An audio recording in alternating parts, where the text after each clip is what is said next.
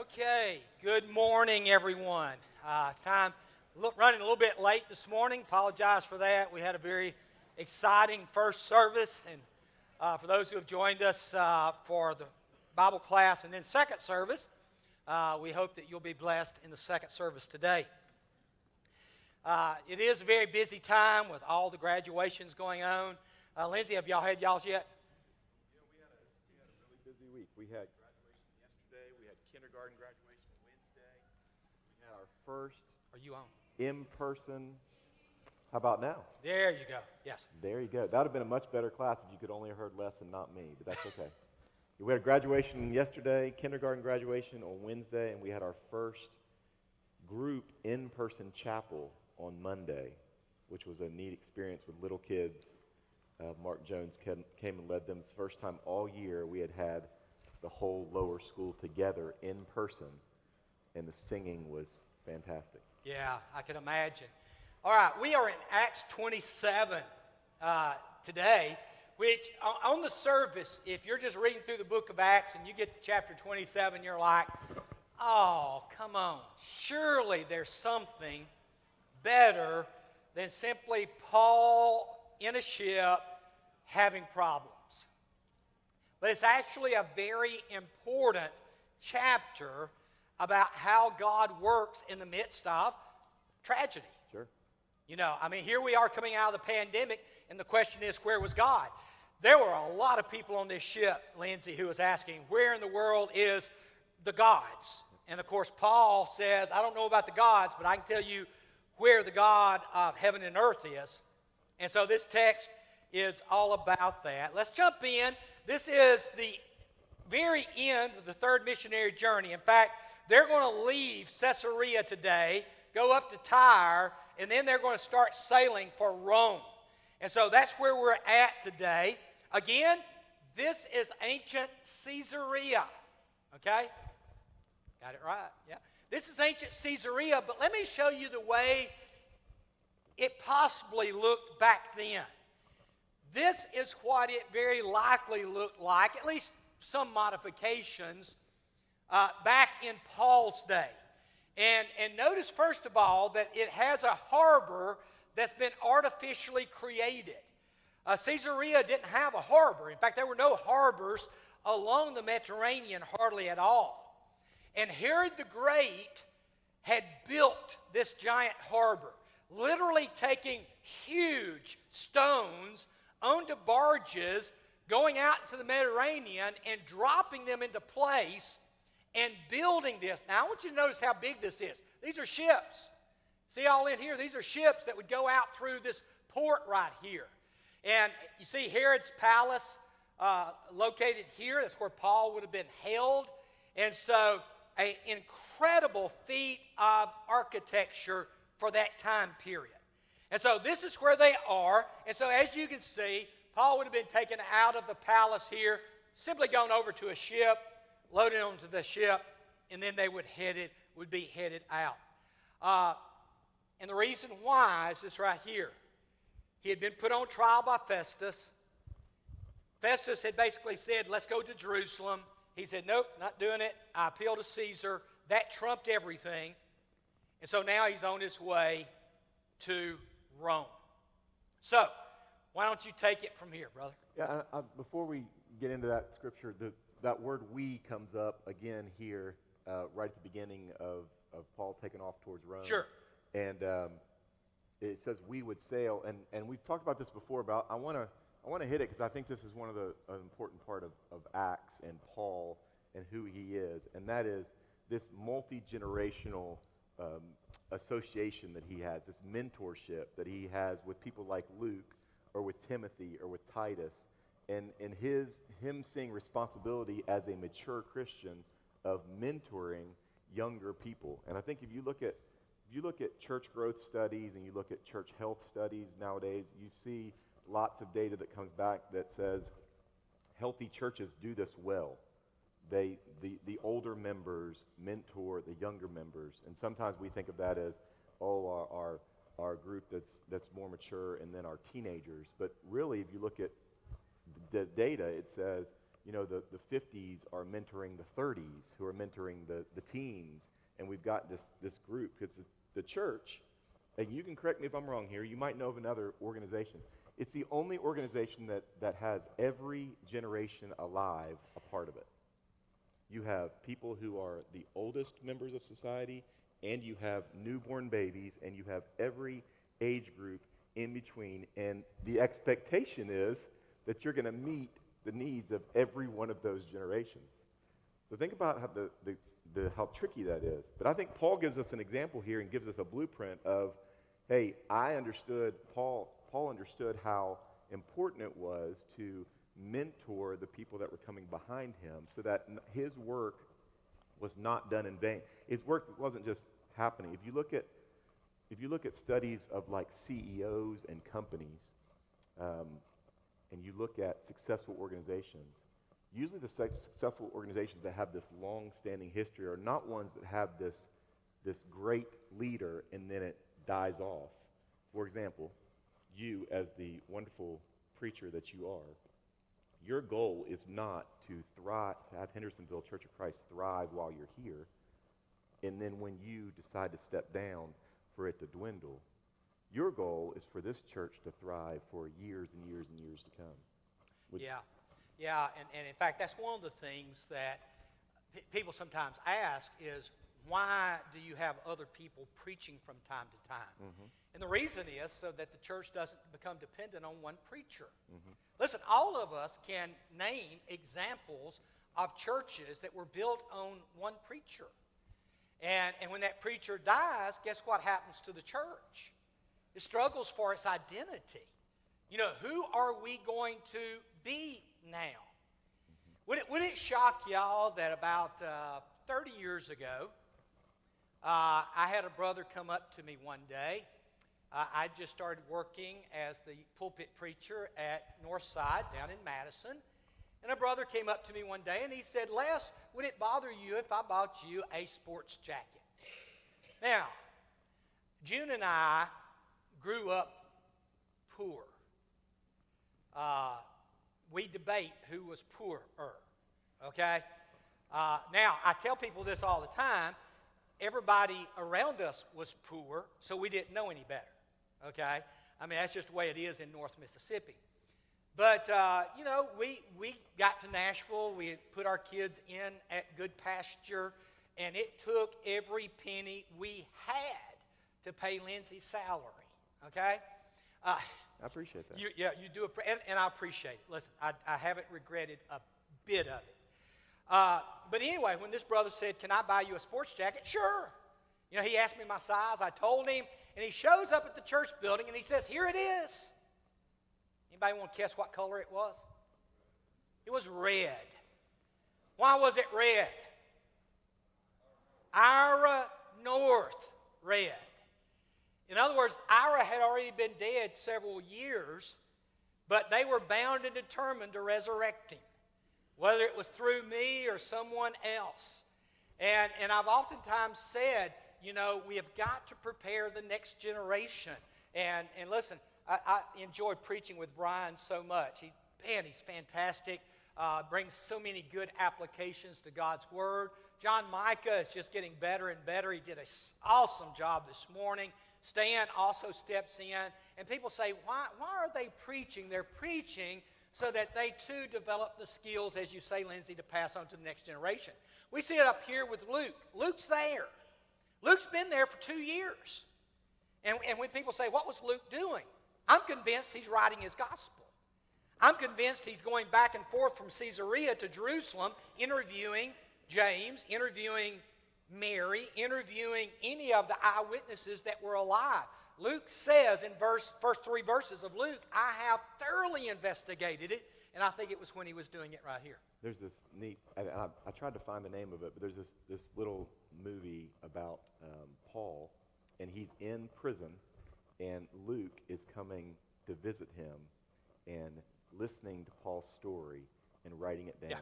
Yeah. And it was just a neat depiction of their relationship, this older man, Paul, in prison, and Luke coming, bringing him food, bringing him things to help him, but also sitting at his feet and listening to Paul's story about Jesus Christ. And Lindsay mentioned bringing him food. One of the things you need to realize is in the ancient world, when you were in jail, they did not provide food. I mean, if you were in jail, you were not provided breakfast or lunch. Your friends either brought you food or you starved to death. Now, it would have been a little bit different on this journey right here. Notice there, they decided to sail for Italy, Paul and some other prisoners. They're turned over to a centurion named Julius. Isn't it interesting, Lindsay, that Luke knows the centurion's name well? Not only does he know who he is, he belonged to the imperial regiment. This imperial regiment is the Augustan regiment. And notice we boarded a ship from... Go ahead. I was going to let you pronounce it. I wanted to make sure you said it right. Okay, well, thank you. Adramyttium? I say Adramyttium. That's right. I wish you had pronounced it. All right. And so they're going to set from this port. And by the way, this city is located just to the west of Troas. Paul would have known it well. Just to the west of Troas, right there where Turkey comes around and goes down into Lebanon. And so they boarded this ship. They went north is where they first. And notice, in addition to Luke, Aristarchus is there.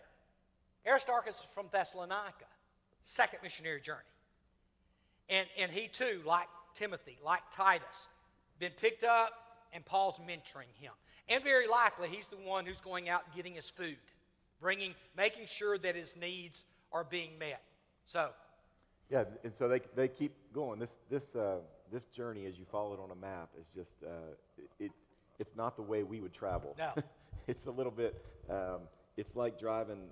I guess you can't drive through Memphis anymore. You got to go around Memphis with the bridge situation.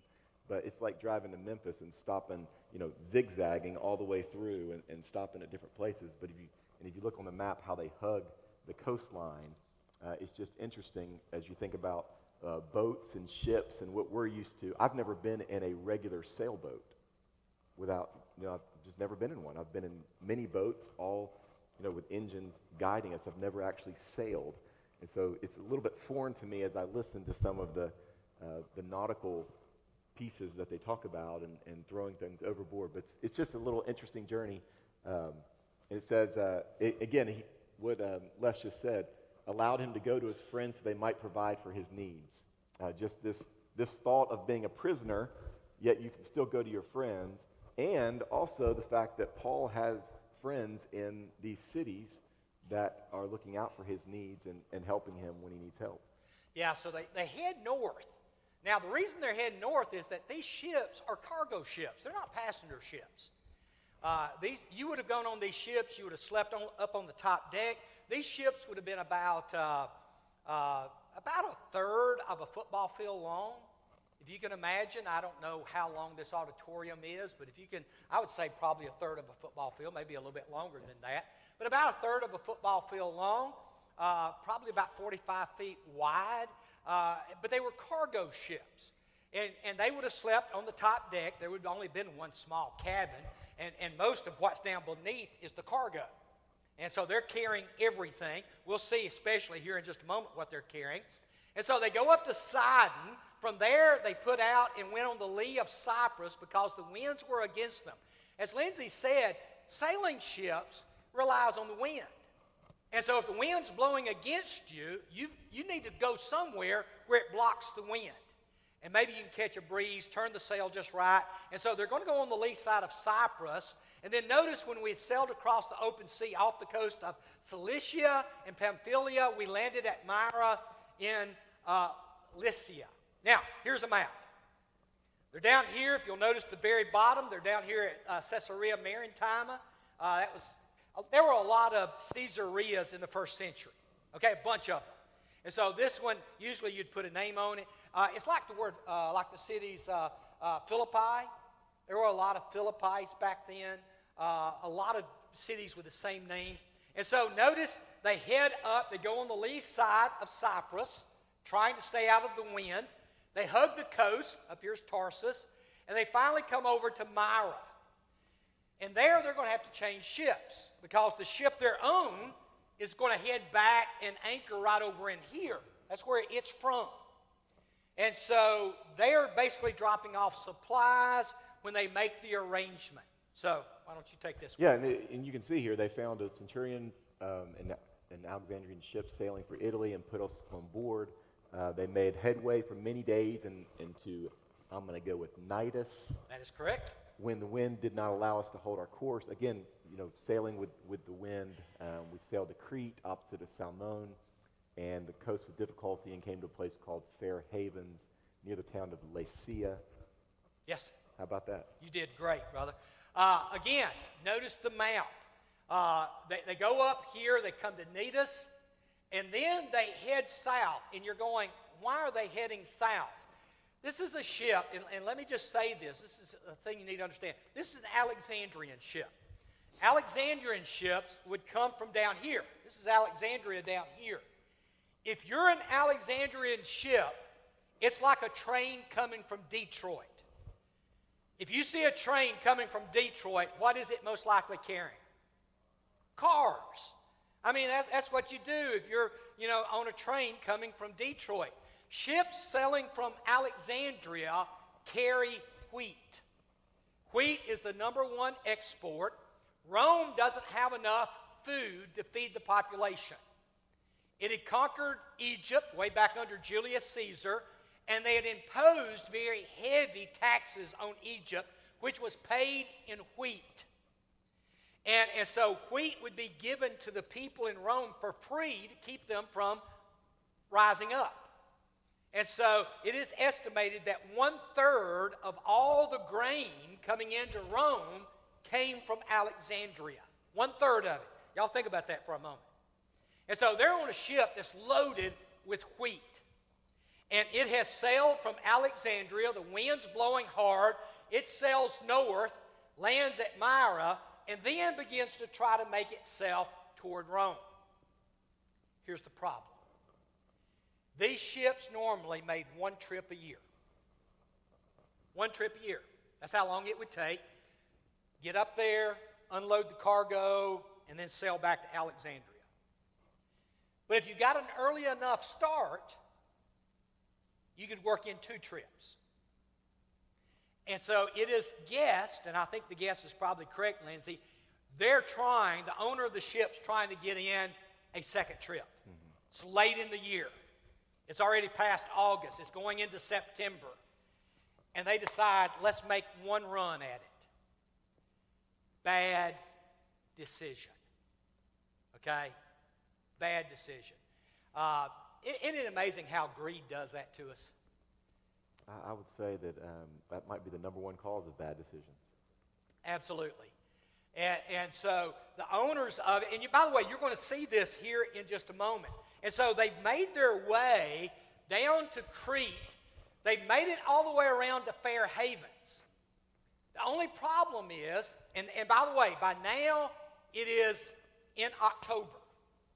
All right? It's in October. You got to park the ship. You can't sail once October gets there. We sometimes forget in the ancient world the effects of weather. Weather stopped the ancient world. You didn't fight wars in the wintertime. You just didn't do it. I mean, once it got to November, everything shut down. And you're like, well, what did they do? Well, they tried to find safe places to put the troops, because if you fight in the wintertime, you're going to lose more people to sickness and disease and exposure than you are to the war.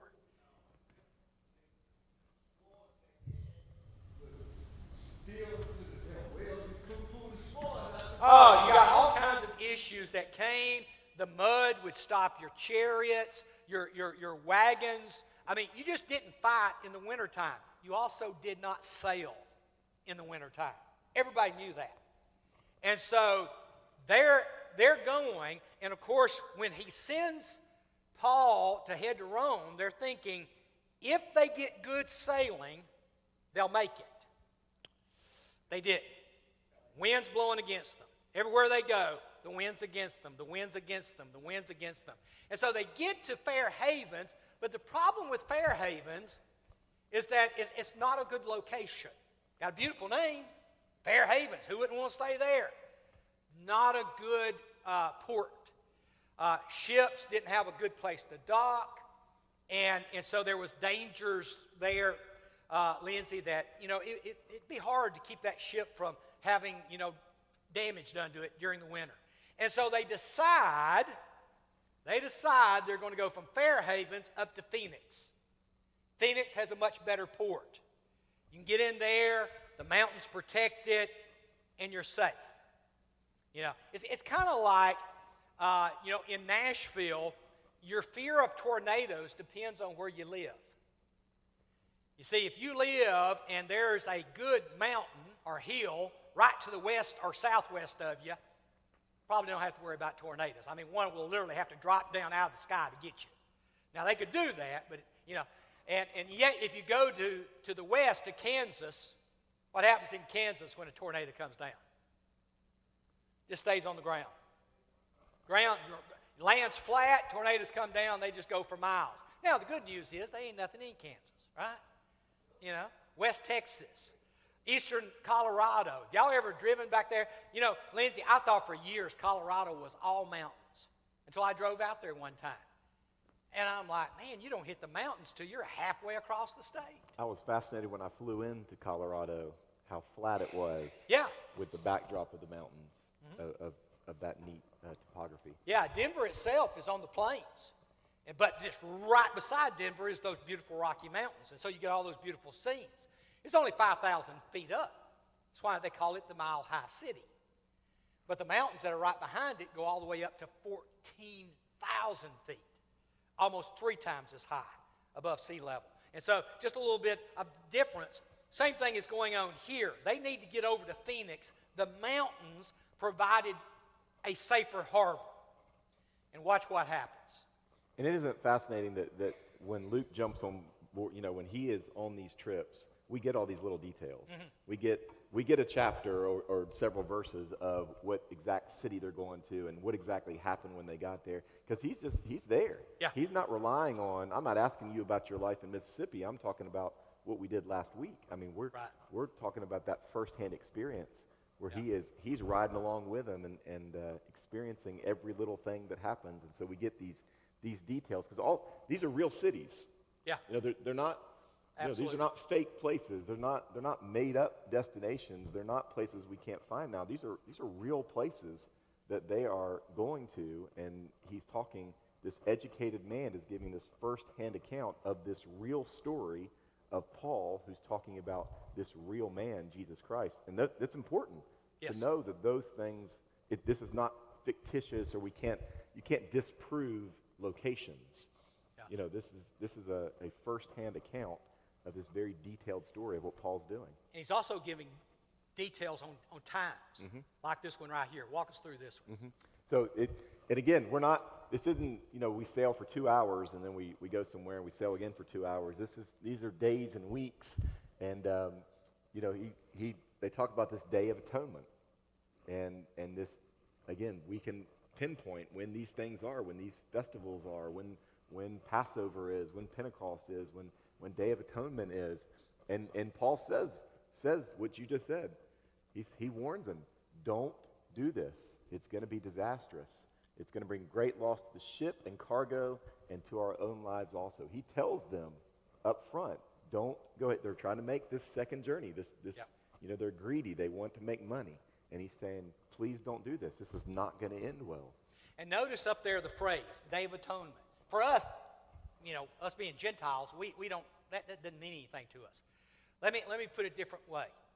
It's about Halloween time. Does that help you? Day of Atonement comes, and it moves around because of the lunar calendar. Jews follow a lunar calendar, but very likely it's October. And on the Mediterranean, you did not sail in October. It's kind of like, here in Middle Tennessee, you have to start taking precautions about certain things depending on the season of the year. I always had a rule, and June finally broke me of it. I don't know, Lindsay, if you have any rules on this, but I used to never turn on my heat at the house until November 1st. That was just a decision I made. The house would sometimes get down to 45 degrees, and I'm like, nope, not going to turn on the heat until, November 1st. And I think that's called stubborn. It is called stubborn. And June broke me of it. Well, And so finally I started allowing June, actually June just finally got tired and just started turning on the heat. I said started allowing. I never allowed anything. I love the stories about your home life, like the washing machine and the dishwasher, and now the heat. We are learning a lot about you. Yes, with, yes. With And it's things that are because, happening in your house. because I'm giving you an eyewitness account. There we go. Just like Luke. All right. So notice, don't do this. It's too late. And by the way, where they're going from Fair Havens to Phoenix is not far. I mean, they could get there, if the wind was okay, they could get there in a day or two. But Paul's going, don't do it. Watch what happens. But the centurion, instead of listening to Paul, followed the advice of the pilot and the owner of the ship. 3 against 1. Now, the centurion is nice to Paul. I'm not sure why, but he's, let him get off the ship inside and go visit his friends, let them take care of his needs. But he has not yet learned to trust him. And so they decided, notice there, since the harbor was unsuitable to winter in, the majority decided we should sail on, hoping to reach Phoenix, just a few miles up the coast. Let's set sail for that. This was a harbor in Crete facing both southwest and northwest. It had this unique characteristic about it. And so off they went. Yeah, and I'll tell you, when I read that, I almost can't blame them a little bit, because if they're saying this is not a good place to be right now, and that the next place is better, it's like you're driving at night sometimes on trips, and you're going to stop at some point, and you're like, I don't really want to stay in a hotel here. If I can go for another hour, it's a much better part of town. So you can kind of understand. However, Paul's going to prove, maybe you ought to listen to me here in just a minute. And watch the text here. When a gentle south wind began to blow. Boy, they went out there, did this right here. Let's set sail. And Paul the whole time shaking his head going, don't do it. Don't do it. Don't do it. And look at what happens. Before very long, a wind of hurricane force called the nor'easter. Lindsay, that was one of the things that I thought was odd, is that in the Mediterranean world, they had names for all the different winds. I don't know that we ever do that, do we? Do we have names for winds? Well, I'm not sure. I am guessing people who deal with wind, like people who are sailing and dealing with ships, probably understand that a whole lot more than I do. Yeah. I mean, just like in your world, you have certain terms in the religious side of especially the preaching world. Education, same way with me. Yeah, we do talk about a north wind. We know a north wind is cold, or the weatherman will say, we got a south wind coming. We know it's going to warm up. So yeah, we've got some terms like that. They had more specific terms. This one is called the nor'easter. What made this wind especially problematic is that it came out of the island of Crete. The wind would catch those mountains, they would funnel it through, and it would come through the southern part of the island running 70 miles an hour. Okay? How many of y'all have been to Hawaii? How many have been to Hawaii? Y'all ever notice that if you go up to the, like Oahu, you go up into the top part of Oahu, the winds, y'all ever notice that? They're vicious. I mean, we were up there, when June and I went a few years ago, we were up there, and a guy tried to open his umbrella at the very top there on Oahu, and we saw it flying off. I mean, the winds up there are just incredible, because what happens is those mountains funnel it. That's what's going on here. And notice, swept down from the island, here it goes, it's going through the island, it's coming down, and it takes them out to sea. In other words, it is so powerful, they can't hug the coast. They're trying to hug the coast to get to Phoenix. Can't do it. And so now they're gone. And so notice here, it blows them due south. They're now heading toward North Africa. Wind just blowing like crazy. And Paul goes, I told you so. And now it gets fun. Yeah, Look at that, a violent battering. I don't have enough ship experience, water experience to understand what that might be like. I've turned over a jet ski before. Is that anywhere close? No. I didn't think so. But violent battering. The last verses said hurricane, strong winds, a northeaster. All these things are very tumultuous. And the next day they began to throw the cargo overboard. As you said, this is a cargo ship, and then waves are too big. Then they threw the ship's tackle overboard with their own hands, and then you can see it's so cloudy and so stormy they can't even. There's no sun to read. There's no stars to kind of figure out where you are. So they're lost. Yeah. They're stuck and they're lost in the middle of the sea. Yeah, middle of the Mediterranean, just wherever the waves are taking them, that's where they're going. And notice the language there. We finally gave up all. Here's Luke talking. Paul seems to be different. Paul knows that something else is going on. And notice, after they had gone a long time without food, anybody ever gone deep sea fishing and regretted it?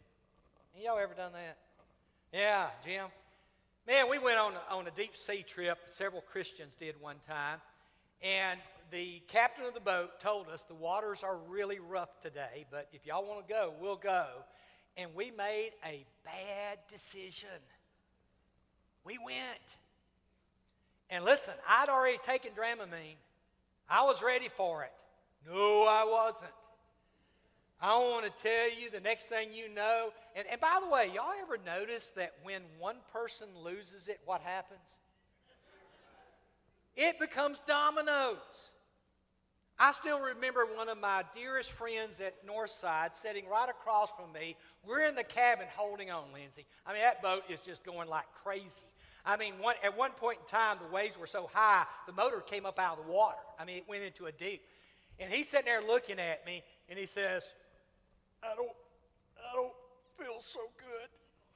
And then he says, hand me that garbage can. And I said, no, get out, get out. You're not doing it in the garbage can in the cabin. And he got out, And let me just go ahead and tell you, I never did lose it. I was one of just a handful that didn't. But, you want to talk about awful. They can't eat. They're so sick. Waves are so rough.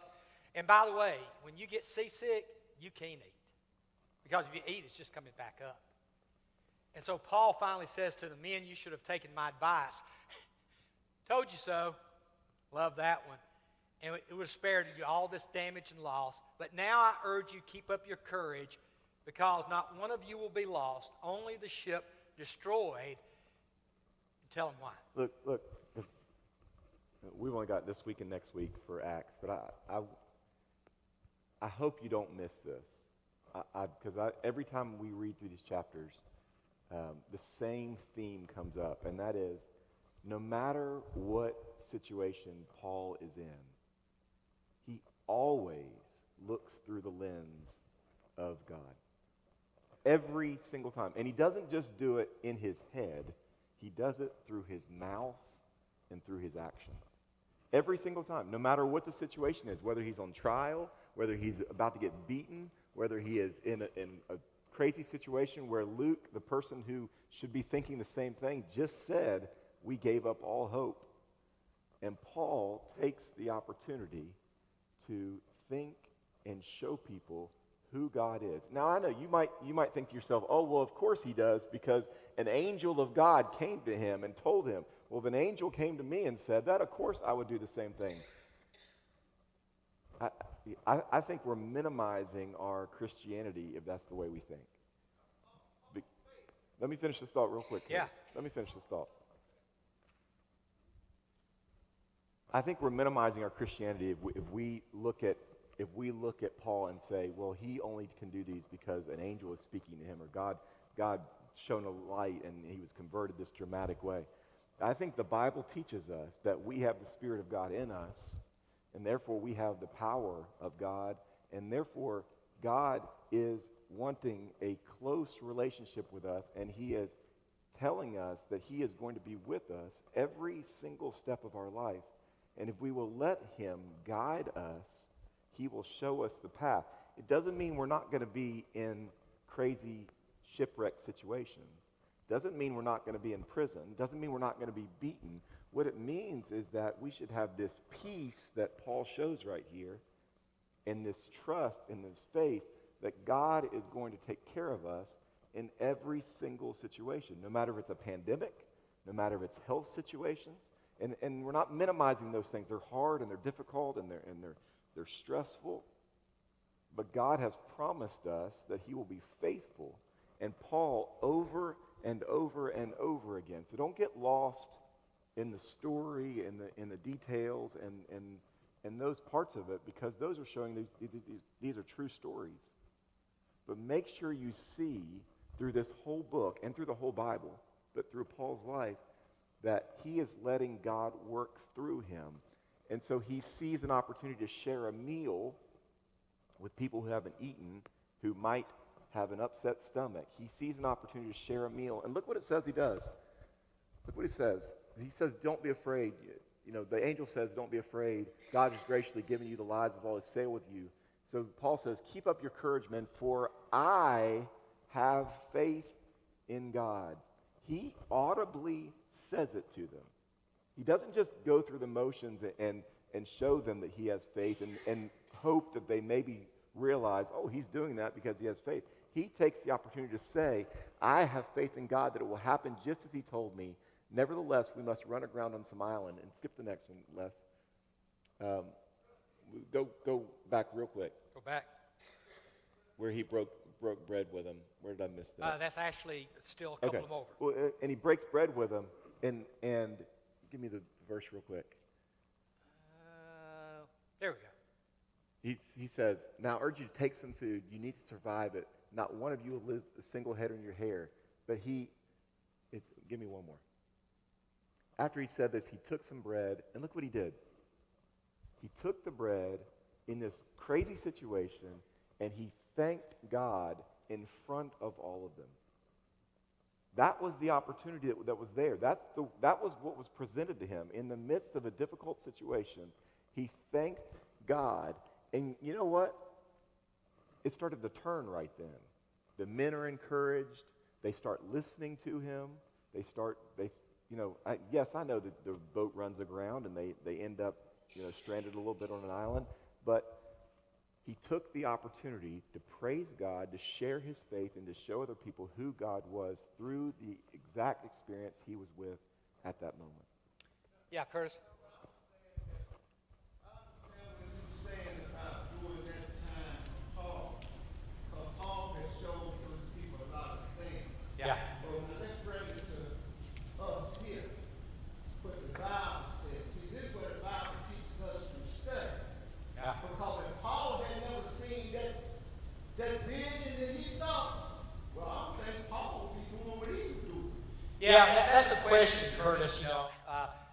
Did God look at Paul and say he needed a vision right now, which he might have in the midst of that terrible. I mean, you read all of this, y'all. And by the way, notice how many people he fed. 276. Man, that's a lot of people. And then notice, they then dump all the grain. Everything they were carrying is now gone. And then daylight comes, and they recognized an island. And they're like, okay, here we go. They're trying to get to the island. The wind's blowing. The storms are going on. They cut the anchors. And then, unfortunately, they run aground. And by the way, the island is Malta.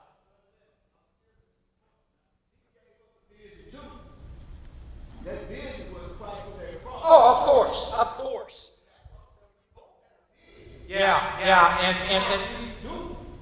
that's what Lindsay was saying a while ago. We all have this Spirit of God that points us to Jesus, that keeps us focused. And Paul is leading the example here. But notice how far this ship has gone. It's gone a third of the way across the Mediterranean. 2 weeks out at sea. Everybody's sick as a dog. And finally, they run aground, and they're thinking they could make the beach. They didn't. They ran aground, and now the waves are breaking it up. The soldiers are like, we've got to kill these guys. They're going to escape. Paul convinces them not to do it. The centurion listens. He now says, this guy warned us. We need to start listening. And by the way, they all went into the water, some got planked, some swam.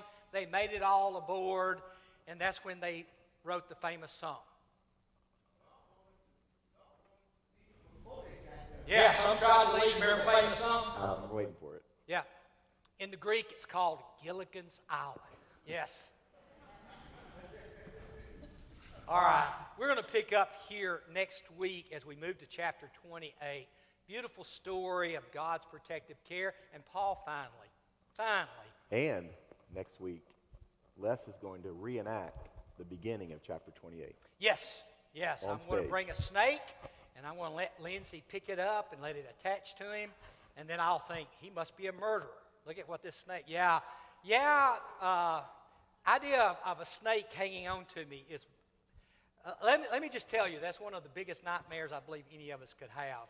And by the way, June always said that if you dream about snakes, what happens, June? That's how many enemies you have? Yeah, if you're killing snakes in your dreams, that's how many enemies you have. And so, now you say, where did she get that? That's some of that Mississippi, I always call it voodoo, but some people just call it myths, but that's a part of it. Let's pray together. Father, thank you. Thank you for this beautiful book called Acts. And Father, as we look at just details about a ship just crossing the Mediterranean, let us realize it's more than that. It's about your protective care in the midst of absolute chaos, which is exactly what you've done over the last year and a half.